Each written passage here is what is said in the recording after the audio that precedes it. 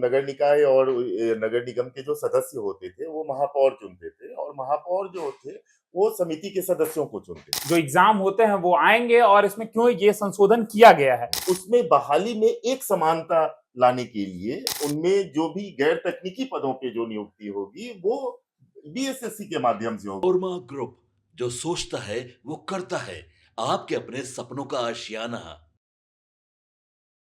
देखिए, बिहार में विधानसभा सत्र चल रहा है और सत्र में लगातार आपको हंगामा देखने को मिल रहा है। एक तरफ सत्ता पक्ष जो है शराबबंदी को लेकर लगातार अपनी बातों को रख ही रही है कि बिहार में शराबबंदी जो है वो लागू रहेगी, लेकिन विपक्ष जो है वो लगातार कई मुद्दों पर सवाल उठाते हुए शराबबंदी को भी शामिल कर लिया है। बात यहीं तक नहीं है, सत्ता पक्ष के भी कुछ नेता जो है वो शराबबंदी को लेकर सवाल खड़े कर रहे हैं, शराबबंदी की समीक्षा की बात कर रहे हैं। अब आखिर कौन सी ऐसी बात रही जिस पर सत्ता पक्ष और विपक्ष दोनों राजी हो गए? विधानसभा में एक अलग ही तस्वीर देखने को मिली। हमारे साथ खास बातचीत करने के लिए राजनीतिक विशेषज्ञ निशांत झा सर हैं, बहुत स्वागत है आपका। सर, लगातार सत्ता पक्ष और विपक्ष में हमेशा नोकझोंक देखने को ही मिलती है। शराबबंदी भी जिस तरीके से बातें चल रही है शराबबंदी को लेकर कि शराबबंदी जो है खत्म होनी चाहिए, कुछ लोगों का कहना है कि शराबबंदी जो है वो लागू रहनी चाहिए, क्योंकि कई घर जो हैं अब रोशन हो रहे हैं, यानी कि जिस घर में दिया नहीं जलता था उस घर में दिया भी जल रहा है। तो शराबबंदी को लेकर तो बातें चल ही रही है, लेकिन आपने कहा कि आपके पास एक ऐसी खबर है जिसमें सत्ता पक्ष और विपक्ष बिना नाम नुकुर किए हुए दोनों एक दूसरे के बातों पर जो है वो मान गए। कौन सी ऐसी बात है निशांत सर? बात तो एक नहीं है, बात तो कहिए तो दो दो बात ऐसी है जिसमें कि सर्वसम्मति हुई सदन की, जिसमें सत्ता और विपक्ष दोनों के लोगों ने सर्वसम्मति दिया। इसके अलावा एक और है जो जिस पे हम लोग जिक्र शुरू करते हैं, वो है बिहार तकनीकी सेवा आयोग के संशोधन का विधेयक। ये संशोधन बेसिकली जो तकनीकी सेवा आयोग का जो लाया गया था, जी। जो संशोधन विधेयक लाया गया था वो 2014 में लाया गया था, तो उसी में ये संशोधन किया गया है। जो विधेयक 2014 का था उसमें ये संशोधन है, और संशोधन ये है कि जैसे तकनीकी पदों पे, सरकारी विभागों में जो तकनीकी पदों पे अभी नियुक्तियां होती थी, अब जैसे सरकार के बहुत सारे बोर्ड हैं, निगम हैं और स्वायत्त संस्थाएं हैं जिसको आप उपक्रम बोलते हैं बिहार सरकार के, उन उनमें जो तकनीकी पदों पे बहालियां होती थी वो तकनीकी आयोग के माध्यम से नहीं होती थी, जिसको कि आप बिहार तकनीकी सेवा आयोग बोलते हैं, उन माध्यम से नहीं होती थी।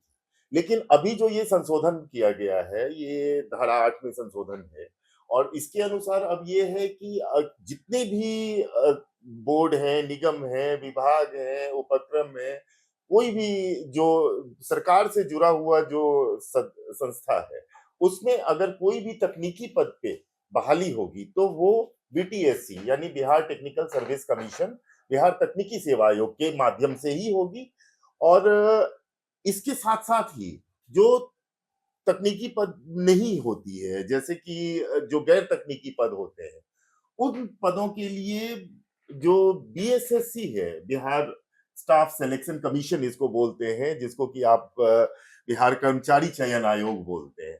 तो अब ये सारे बोर्ड में, निगम में जो भी स्वायत्त संस्थाएं हैं, उनमें जो भी गैर तकनीकी पदों पे जो नियुक्ति होगी वो बीएसएससी के माध्यम से होगी, यानी बिहार कर्मचारी चयन आयोग के माध्यम से होगी। जी।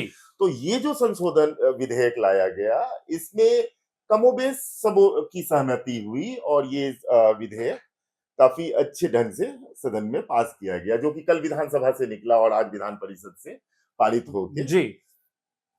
ये कंफर्म हुआ। तो अब क्या ही कि अब इसमें धारा, ये जो संशोधन किया गया, इसकी आपको जरूरत क्यों पड़ी? बिल्कुल। आपको जब एक धारा आपने बनाया हुआ है, एक नियम आपने बनाया हुआ है, तो संशोधन की जरूरत क्यों पड़ी? तो ये पारदर्शिता लाने के लिए हुई। ये संशोधन जो है आपको बिहार में तकनीकी नियुक्ति जितनी भी है उसको व्यवस्थित करने और सभी सरकारी जितने भी निकाय हैं, सरकारी निकाय हैं, उसमें बहाली में एक समानता लाने के लिए ये संशोधन किया गया है। तो इसमें सदन की सहमति बनी है। जी। जी। तो देखिए, आपने तो बता दिया कि बिहार तकनीकी सेवा आयोग का जो विधेयक है, जो संशोधन किया गया है, क्यों जरूरी है और इसके तहत कौन सा जो एग्जाम होते हैं वो आएंगे और इसमें क्यों ये संशोधन किया गया है। लेकिन बात यही नहीं है, और भी कुछ विधेयक हैं जिसमें संशोधन किया गया है। तो हम जानना चाहेंगे आपसे कि बिहार कर्मचारी चयन आयोग में भी जो विधेयक है उसमें भी जो संशोधन किया गया है, ये क्यों करना पड़ा और विपक्ष तुरंत से मान भी गई। नहीं नहीं, वही चीज है, जैसे बिहार तकनीकी सेवा आयोग है उसी तरह बिहार कर्मचारी चयन आयोग है। मैंने आपको अभी बताया इसी विषय में कि जिस तरह तकनीकी पदों पे सरकार के सभी निकायों में एक समान नियुक्ति की प्रक्रिया हो, इसलिए बीटीएससी को अमेंडमेंट किया गया उनके नियमों में।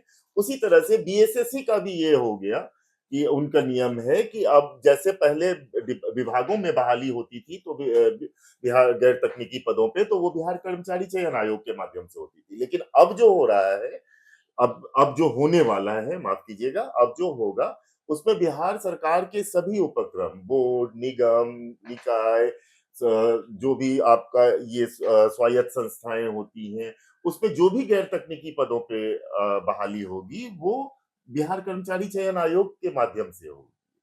तो ये पारदर्शिता लाई गई है और इसमें सरकार ने कोशिश की है कि बहाली का जो पूरा प्रक्रिया है वो मतलब यूनिवर्सल फॉर्म में रखा जाए, उसको एक रूप में रखा जाए सभी निकायों के लिए। जी, जिसके लिए ये लाया गया है और अब कहीं ना कहीं एक समानता होगी। जी तो देखिए, हमने आपको बिहार तकनीकी सेवा आयोग में जो संशोधन हुआ ये बता दिया, हमने आपको बिहार कर्मचारी चयन आयोग में भी जो संशोधन हुआ वो भी बता दिया, लेकिन अगले पे चलते हैं। देखिए, बिहार नगर पालिका को लेकर भी जो विधेयक है उसमें भी संशोधन देखने को मिला है। इसमें क्या कुछ है निशांत सर? इसमें देखिए जोर दिया गया है जो सशक्त स्थायी समितियों का जो गठन होता है ना, उसके प्रक्रिया में बदलाव लाया गया है। क्योंकि पहले क्या होता था कि ये जो स्थायी समितियां थी, तो जैसे नगर निकाय और नगर निगम के जो सदस्य होते थे वो महापौर चुनते थे और महापौर जो थे वो समिति के सदस्यों को चुनते थे। लेकिन अब ये बदलाव लाया गया है इसमें कि नगर पालिका और निगम के सदस्य जो होंगे जी। वो समिति के सदस्यों को चुनेंगे गुप्त मतदान के द्वारा, यानी उनका मतदान जाहिर भी नहीं होगा, वो डिफाइंड नहीं होगा और महापौर से ये विशेषाधिकार तो छीन ही लिया गया है।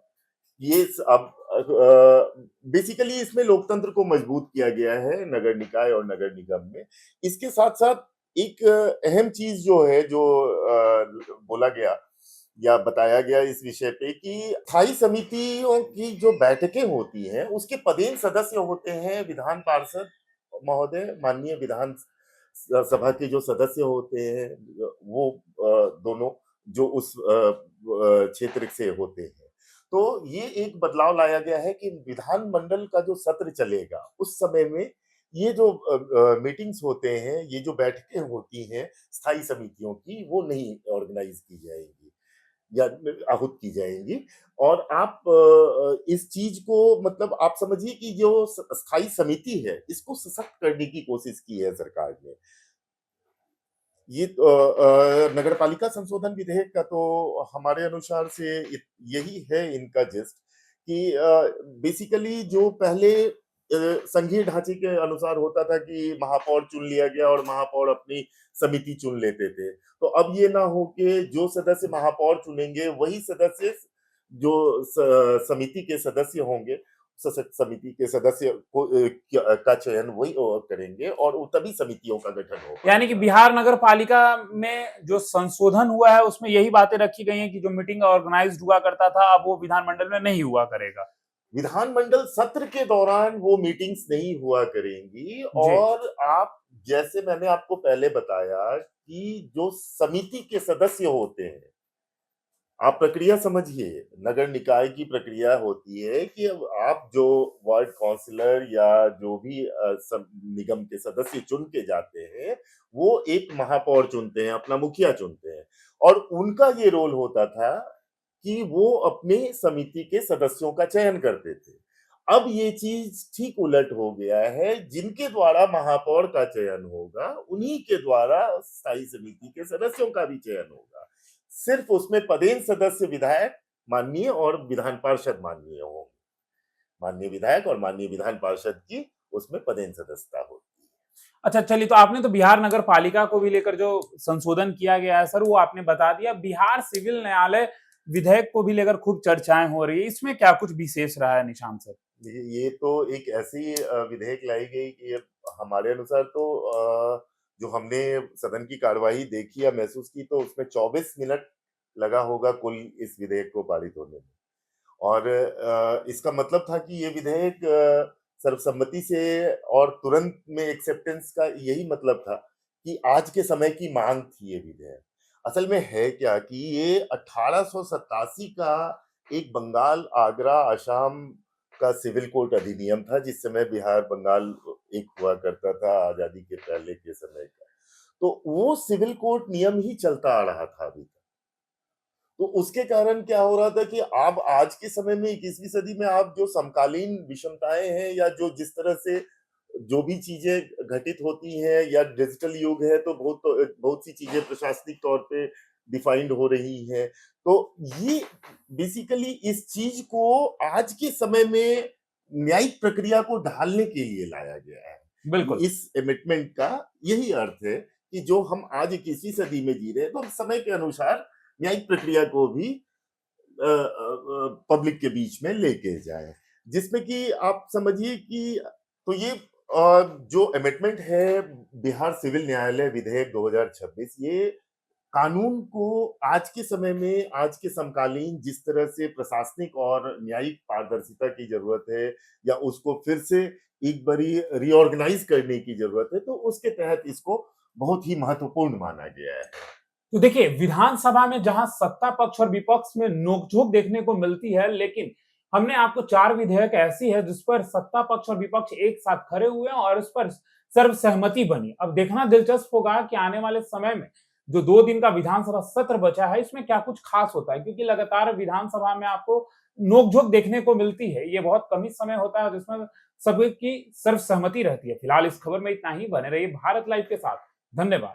आपके सपनों को हमने सजाया है, ई होम्स पैनोरमा को हमने बनाया है। ई होम्स मेरा एक सपना था जिस पे मैं पिछले 4 साल से काम कर रहा था।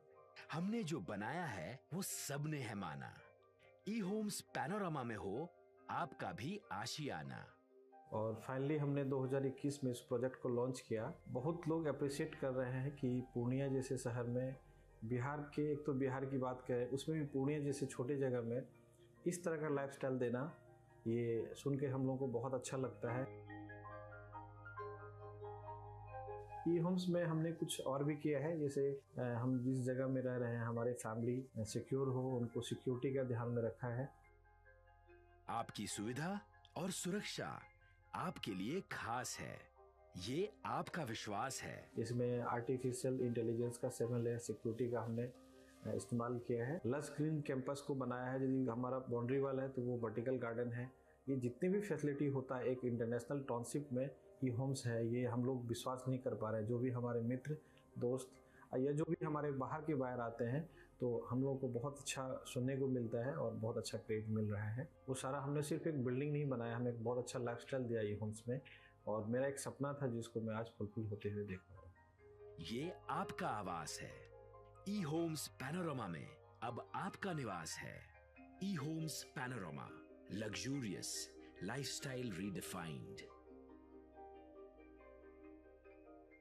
पनोरमा ग्रुप, जो सोचता है वो करता है। अगर ये वीडियो पसंद आई और वह बिहार के राजनीति और बिहारियत से सरोकार रखेनी तो सब्सक्राइब बटन दबा के चैनल के सब्सक्राइब कर ली। ओजे एगो घंटी बा, ओकरा बटन दबा देला से कुल सटीक और मारक खबर रुआ मुफ्त में मिल जाई।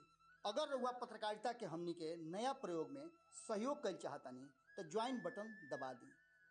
पेटीएम नंबर नोट कर ली 9386816700।